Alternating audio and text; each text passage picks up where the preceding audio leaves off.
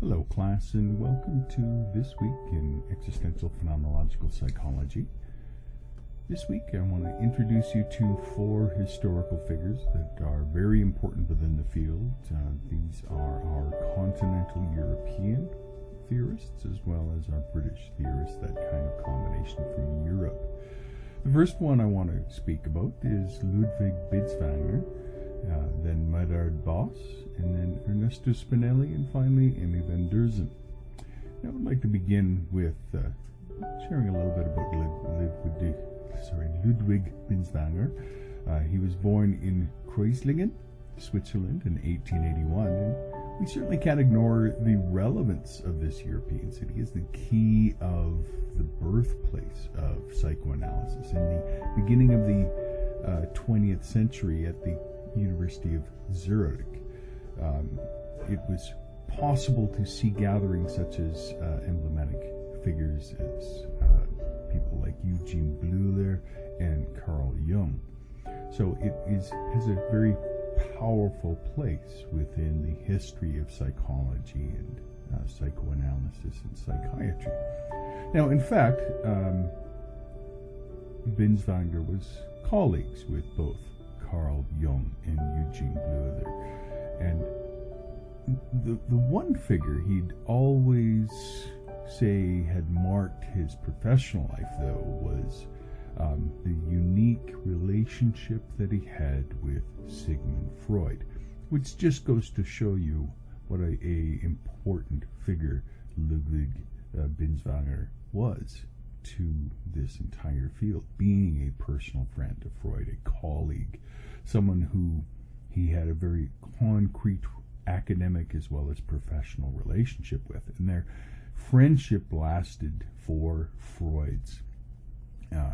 the remainder of Freud's life from the time that they met, and was really kind of solidified when Binswanger was diagnosed with a malignant tumor in 1912, and Freud is one of those people that helped Binswanger get through that. And so Ludwig Binswanger became a Swiss psychiatrist and writer, and really is kind of considered in some ways a father of existential analysis. Now, he's the one that introduced the term Dasseins analysis into the field of psychoanalysis. And with this term, he referred to the fact that human beings were open to any experience.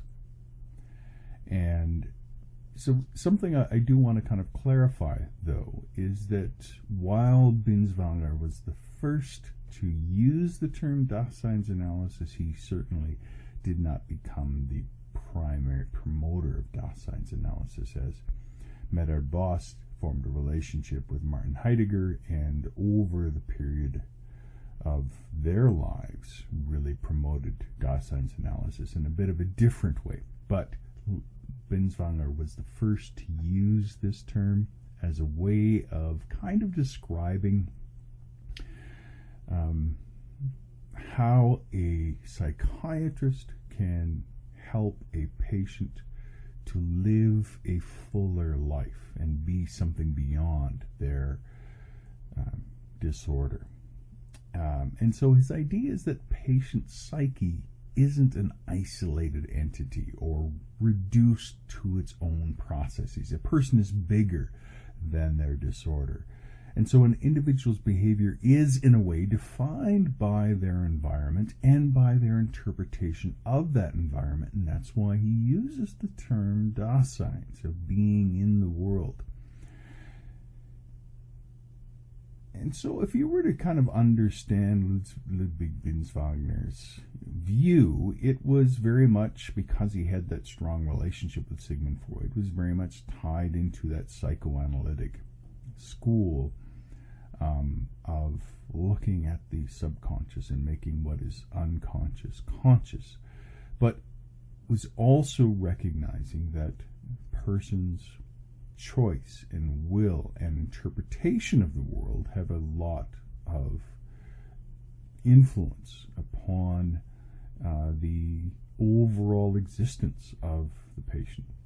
So Ludwig Binswanger was really kind of considered to be the first existential psychiatrist. The works of authors like Edmund Husserl and Martin Heidegger certainly inspired him, but he took this along with his own approach and the experiences of his patients to meld a view that was fairly unique to himself. Now, sometimes he would set aside the limited perspectives that stated that the therapist would only focus on the individual's pathological aspects, and at times would want the therapist to recognize that the starting point is really that this is a human being, and it is a human being's reality. And so in order to understand a human being's reality, you need to understand their circumstances and their context.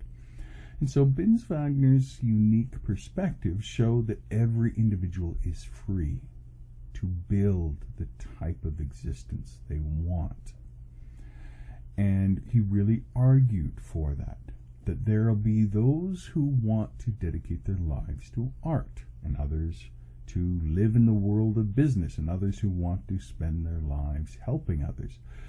And so existence can transcend being, and each subject can be free in some way to choose their existential path. And so in turn, he defined three very specific types of existence that are still today brought up as key points within modern existential analysis. And if you read people like Emmy van Deurzen in her works on existential analysis, you will see very clearly in her works these three types of existence. The first one is Umwelt, the second one is Mitwelt, and the third one is Eigenwelt. And what is Umwelt? Umwelt is the world around us.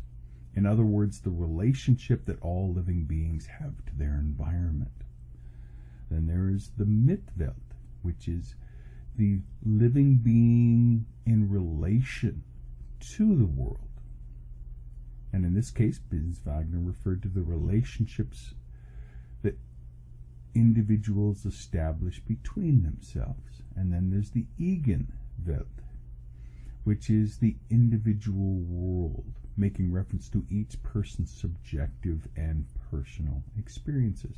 And so in order to understand existence, you need to understand the world, that is the context, the environment, that is the context for relationships. Then you need to understand those relationships, and then you need to understand the subjective world within which the person works.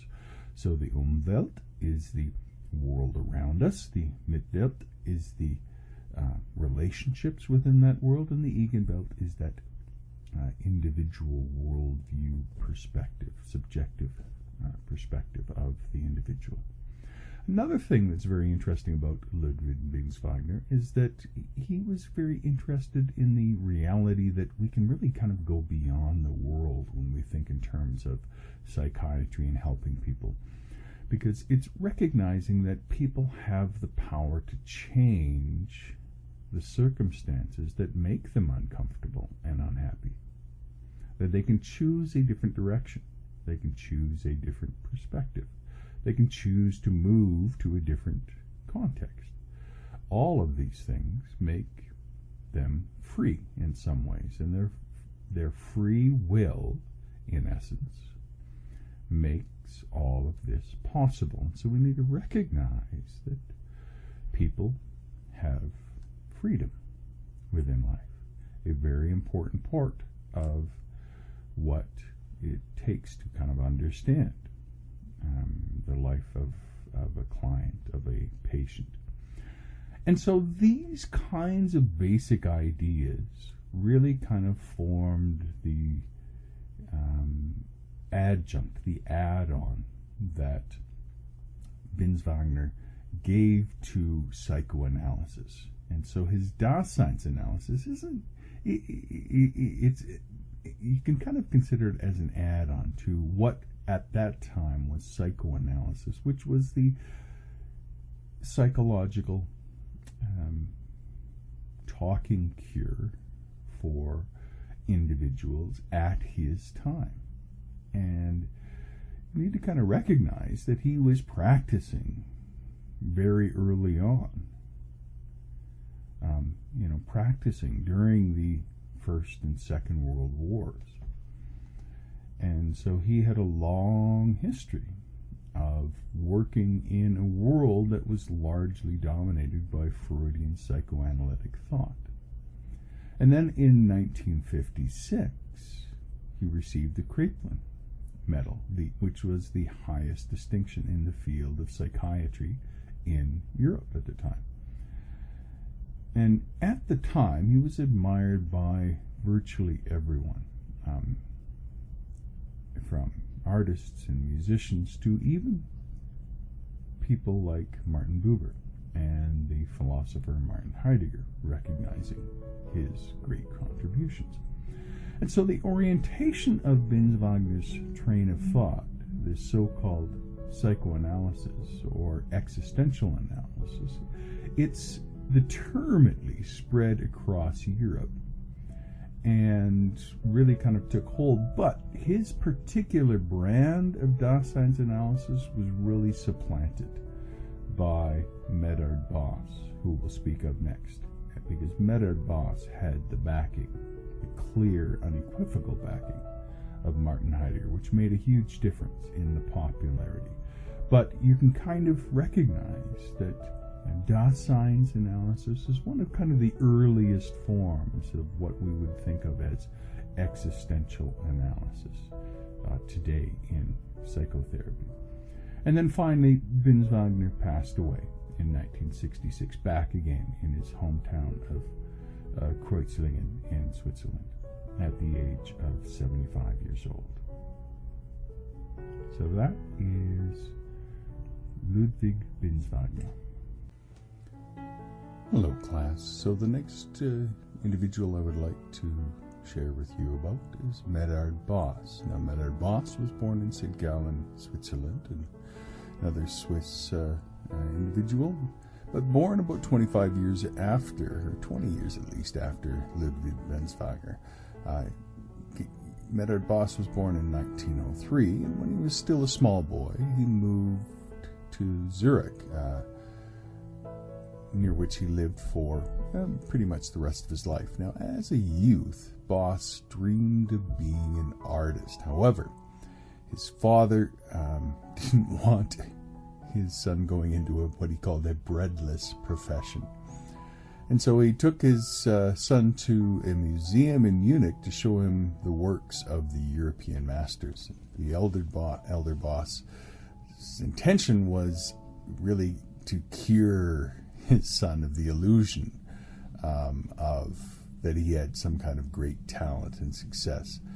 And so, in a way, you could say that Medard Boss's father cured him of wanting to be an artist, recognizing that he did not have the skill of a world-class artist, and so he chose the field of medicine instead. But in spite of his father's attempts, Boss did not stop enjoying art. In fact, he continued to enjoy being a amateur artist for the rest of his life, and he enjoyed a creative pursuit whenever he could. Now, Boss began his medical training at the University of Paris and then continued on in Vienna, naturally kind of interacting with Freud at that point, and in Zurich. And while he was in Vienna, he actually took some training, some psychoanalysis training with Freud, and partook in about 30 psychoanalysis sessions with Freud himself. And Boss was always very enamored by Freud's freeness. While Freud apparently was very strict with others about using his technique, Freud himself was very loose with his technique, and Boss noted this. And Boss also noted that Freud was willing to help out every now and again. In fact, giving him lunch money from time to time, because at that point he was a bit of a starving student. Now, Boss really is known as a founding father of existential analysis and existential analytic psychotherapy. And he had a massive lifespan.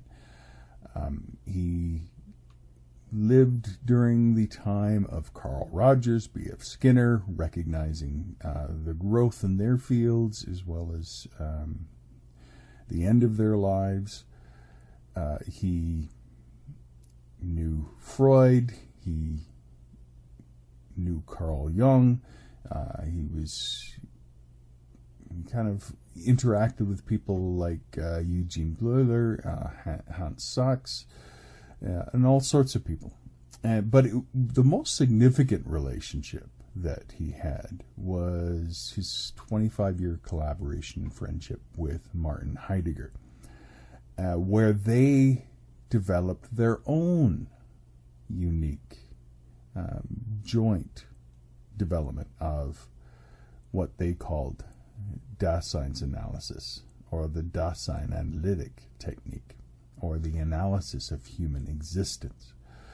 And so this was slightly different from Binswanger's view, because it was very much more strongly grounded in the kind of work that Martin Heidegger had done.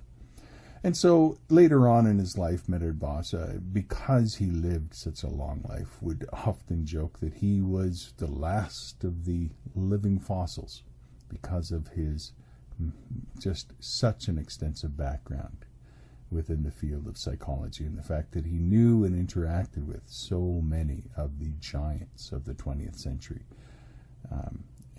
psychology.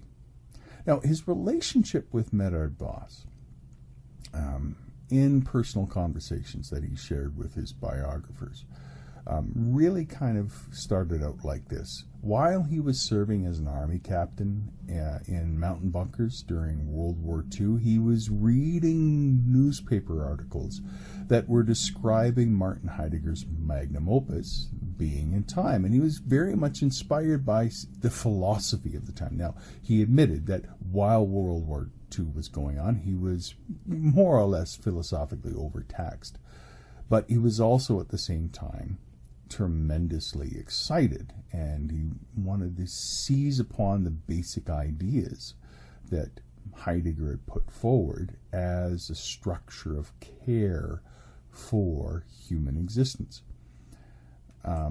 So it wasn't so much that he was interested in the concern about things, but was concerned rather about the care of other people. And that is something that is highlighted in Martin Heidegger's Being in Time. In fact, Heidegger identifies a certain type of love called storge, which in Greek kind of can be best translated as a caring motherly love, as a foundational disposition of existence.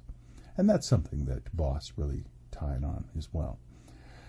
So in their relationship between Heidegger and Boss, they really kind of profoundly influenced each other's journeys. And so we have this kind of sense of the therapist's responsibility to the client, but also the client's responsibility to develop an authentic possibility, an authentic way of existing.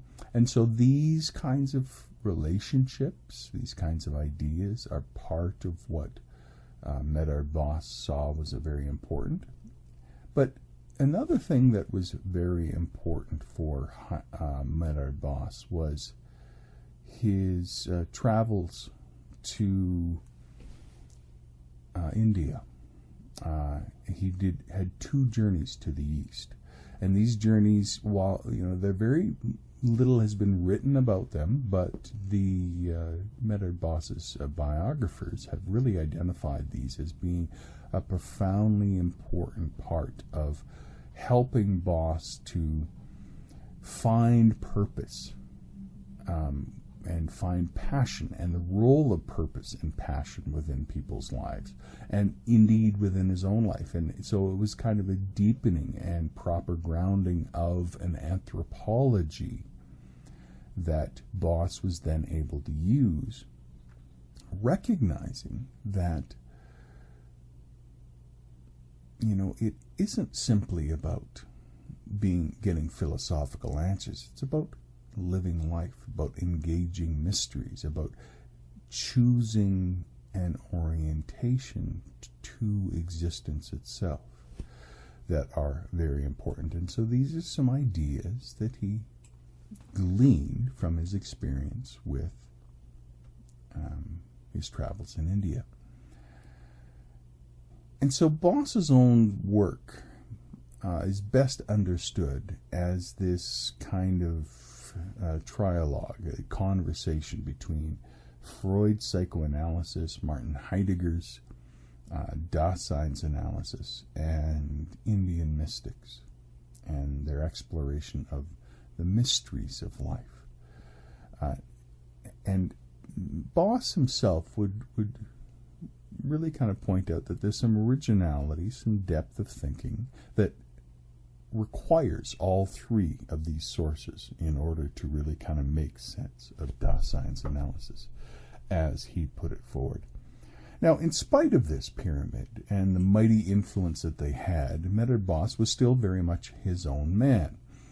And he conceived of his own most essential life tasks as being to give psychotherapy a direction and to give it a meaning, which is grounded in an understanding of the basic characteristics of human existence.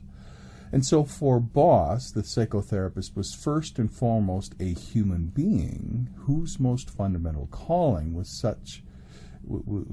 to serve as someone that could service the being of the other. So in other words, to awaken within the patient their possibilities of being in the world, to help them to figure out ways of being in the world that can provide meaning, can provide a sense of purpose, and hopefully some healing in the midst of that. And so the ultimate goal, Medard Boss would say, of existential psychotherapy is to restore to individuals what was already theirs from the beginning, and that is their full capacity for openness and freedom, for freely disposing and carrying out their own special and authentic possibilities for being in the world. And he really did believe that each one of us has a role to play within the world and a possibility within the world, and it's up to us to find that, to freely choose that, and to engage with that. And so that gives us a bit of a sense of what the Dasein's analysis of Medard Boss was all about.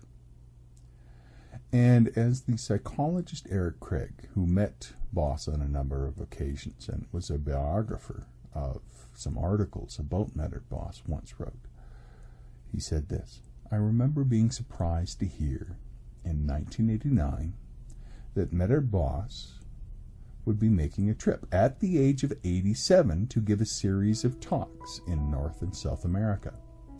It was during this trip that I saw and spoke with him for the last time. Though obviously weakened, he still exuded a peaceful sense of wonder. I also spoke with him briefly on the phone shortly before he returned to Zurich. In the case of that brief conversation, I commented on the physical demands of his journey, and he laughed and said, 'Golly, well, this is my swan song.' And so there was awareness of dying that seemed to present no difficulty for Boss at all. And death was simply one of the characteristics of being human. The mark of completion, the ultimate realization of one's potentiality for being a whole. And so Medard Boss strove to live the essence of Dasein's analysis in his writing, in his teaching, in his therapeutic work, and in his personal life. He sought always, and above all, to be a shepherd for Dasein, for what it means to be a human being is simply being in the world. And that is Medardbas. Hello, class. The next important figure in existential psychotherapy that I would like to introduce you to is Emmy van Deurzen. She was known for a time as Emmy van Deurzen Smith, but now she simply goes by Emmy van Deurzen. Emmy was born on the 13th of December 1951 in The Hague, the Netherlands, and after a classical education, she moved to Montpellier, France, where she studied French and philosophy. She completed a master's degree in Phenomenological Existentialism and later a master's degree in clinical psychology at the University of Bordeaux. She then came to the UK in the late 1970s and lived and worked in a therapeutic community of the Arbors Association in London, where she worked in the Crisis Centre and taught psychotherapy training. After some time living in California, she began teaching at the London program of Antioch University and became an associate director in their MA in humanistic psychology, and then went on to develop the MA in psychology and therapy and counseling, and then finally moved to Regent's College in London in 1985. And in 1989, she was appointed the head of the Regent's Psychology Department. She became dean of the School of Psychotherapy and Counseling, which she founded in 1991, and began to expand this to a large and successful training organization. Emmy left in 1996 from Regent's College to found the New School of Psychotherapy and Counseling, where she specialized in postgraduate training in existential psychotherapy, counseling, psychology, coaching, and pastoral care training. That's actually where she continues to work. She has also served in many other capacities, but her heart and soul is very much with the New School. Now, if I were to summarize Emmy's approach, I would say that it is very strongly grounded in the philosophy of existential philosophy, much more so than most existential psychologists. And you need to remember that she was first a philosopher, so this makes a lot of sense. Now, according to van Deurzen, the aim of existential counseling and psychotherapy is to clarify, reflect upon, and understand life. Problems in living are confronted, and life's possibilities and boundaries are explored. And I like that because there is a simple honesty about her approach to therapy. Now, I do not want to delve too deeply into her work because, thankfully, you will be hearing from her in her own words in this class through a podcast. But I do want to say that, as I mentioned, she does draw upon the insights of classical, historical,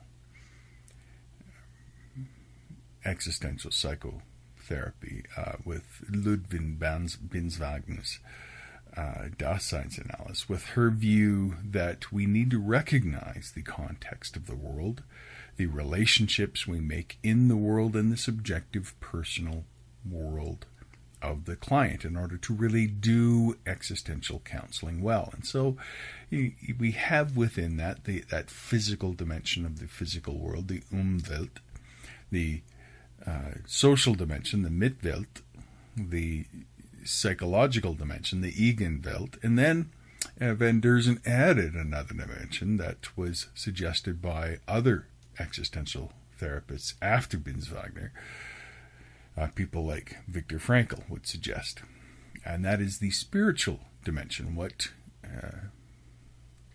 Van Derzen calls the Überwelt, the superworld, and this is where individuals relate to the unknown and thus create a sense of an ideal world, an ideology, a philosophical outlook, a sense of meaning. And this gives an opportunity, and for some people this is done through adhering to a religion or a prescriptive worldview. For others, it is about discovering or attributing meaning in a more secular or personal way. But the value of it is it helps to provide a framework for engaging with the tension between purpose and absurdity that we see within life, and the hope and the despair that we experience within life. And it helps people to create their values in search of something that matters enough to live or die for. Something that may even have an ultimate, or in the client's view, a universal validity. It's in essence a quest for something for the soul, something that surpasses mortality, something that helps an individual to face the void of possibilities of nothingness, and a quest for the eternal within life. So that's an extra dimension that Van Derzen helps psychotherapy to recognize within life, that there is a spiritual dimension to people, and a way that people need an opportunity to live out their spirituality. So in all of this, Van Derzen really kind of makes it clear that existential counseling is first about establishing a therapeutic relationship, which includes recognizing that it is natural, first off, to have anxiety about existence. And as the therapist, then, we can help the client reflect and clarify their personal lived worlds of the physical world, the social world, the personal world, and even the spiritual belief world. And then the therapist and client can explore the resources that the client has. What are the client's boundaries, their talents, their gifts, their opportunities and values? And then we can go on to the next stage of existential therapy, which is taking some time to be a little more creative and explore the creative approaches to living life, understanding a person's emotions and self-limitations, their opportunities for experiencing existence, and using one's imagination and exercising free will and choice within life. And then finally, coming to terms with life, recognizing that there are limits in life, that there is suffering and setback in life, and preparing how to handle these. And all of this with the goal of saying yes to life and living life in the best version of the self and for all of existence. So, this is Emmy Van Derzen. And if you want, you might be able to study under her during your graduate studies at the New School in the UK.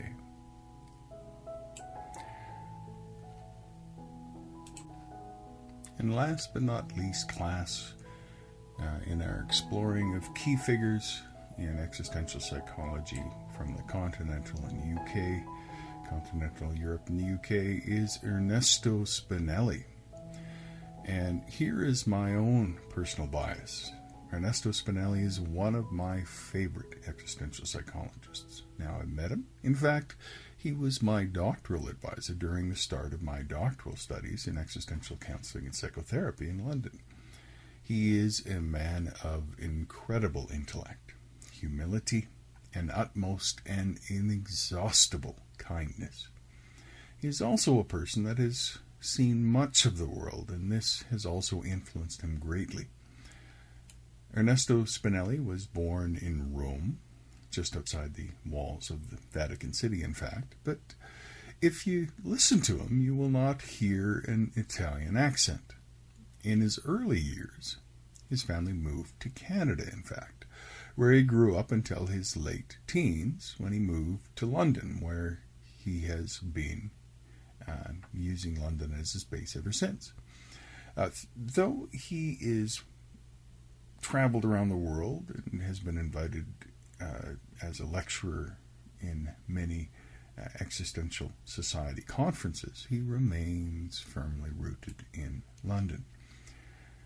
Now, for many years, Spinelli worked at the Regent's College and for a time worked alongside and with Emmy van Deurzen. Regent's College has now changed its name to Regent's University London. Now,